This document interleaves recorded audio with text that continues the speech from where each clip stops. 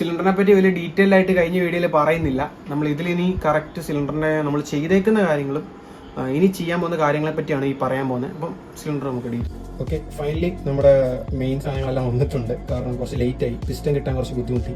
പിന്നെ അങ്ങനെ കുറച്ച് ലേറ്റായി, മഴയും കാര്യങ്ങളൊക്കെ ഉള്ളതുകൊണ്ട് മൊത്തത്തിലൊന്ന് ലേറ്റിലും കാര്യങ്ങളും കുറച്ച് താമസമുണ്ടായി. നമ്മുടെ അപ്ഡേഷൻ കുറച്ച് ഫെമിലിയർ അല്ലാത്തതുകൊണ്ട് അവർക്ക് ചെയ്യാൻ കുറച്ച് ബുദ്ധിമുട്ടായിരുന്നു. അതുകൊണ്ട് നമ്മൾ ഓരോ പ്രാവശ്യം ചെന്നും ഒക്കെ ചെന്നാണ് നമ്മൾ ചെയ്യിപ്പിച്ചത്.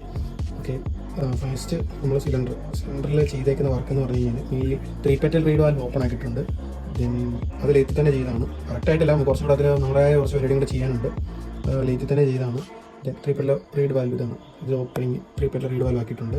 പിന്നെ ചെയ്തേക്കുന്ന ഏറ്റവും ഒരു അപ്ഡേഷൻ എന്ന് വെച്ച് കഴിഞ്ഞാൽ ഷോറിൻ്റെ ബിസിനസ്. നമ്മൾ ഓൾറെഡി നമുക്ക് കുറേ പേര് മെസ്സേജ് അയച്ചായിരുന്നു, ഇതാണോ ചെയ്യാൻ പോകുന്നതെന്ന്. ഇതാണ് ചെയ്തത്. കാരണം 7.5 പിസ്റ്റനായിരുന്നു ഇതിൽ യൂസ് ചെയ്തിരുന്നത്. അതിന് മണ്ടയിലോട്ട് നല്ല ഡിസ്റ്റൻസും പിന്നെ പെർഫോമൻസും ഓൾറെഡി നമ്മുടെ പ്രതീക്ഷിച്ചുകൊണ്ടും കൂടെ ആയതുകൊണ്ട് സ്റ്റാൻഡേർഡാണ് യൂസ് ചെയ്യേണ്ടത്. സ്റ്റാൻഡേർഡ് ഷോറിൻ്റെ പിസ്റ്റൻ കിട്ടാൻ നല്ല ബുദ്ധിമുട്ടാണ്. ഇതും ക്രാങ്ക് ആരോമയുടെ കണക്റ്റിനോടിട്ട് സ്റ്റാൻഡേർഡ് പിന്നെയാണ് അതിട്ട് സെറ്റ് ചെയ്തേക്കുന്നുണ്ട്. ക്രാങ്ക് സെറ്റ് ചെയ്തേക്കുന്ന ഒരു നേരത്തെ ക്രാങ്കിന് നല്ല പ്ലേ ഉണ്ടായിരുന്നു. നിങ്ങളെ ഒരു വീഡിയോയിൽ ഞാൻ കാണിച്ചിട്ടുണ്ടായിരുന്നു. ചെയ്യുമ്പോൾ ക്രാങ്കും സിലിണ്ടറും വൃത്തിയായിട്ട് ചെയ്യാൻ ഓർത്ത് രണ്ടും കൂടെ ചെയ്തതാണ്. അപ്പം ഇനി നമ്മൾ ചെയ്യാൻ പോകുന്നത് ഇതിൻ്റെ പോർട്ടിങ്ങും കാര്യങ്ങളും ഒക്കെയാണ്. നമ്മൾ ഇനി ഇതിൽ ചെയ്യാൻ പോകുന്നത് പെർഫോമൻസ് അപ്ഡേറ്റിനെ പറ്റിയാണ് അടുത്ത പാർട്ടിൽ പറയാൻ പോകുന്നത്. ഇതിൽ കുറച്ച് എക്സ്ട്രാ കാര്യങ്ങൾ ചെയ്തിട്ടുണ്ട്, അതൊക്കെ വഴിയെ ഞാൻ പറഞ്ഞുതരാം. അപ്പം സ്റ്റേ ട്യൂൺഡ്.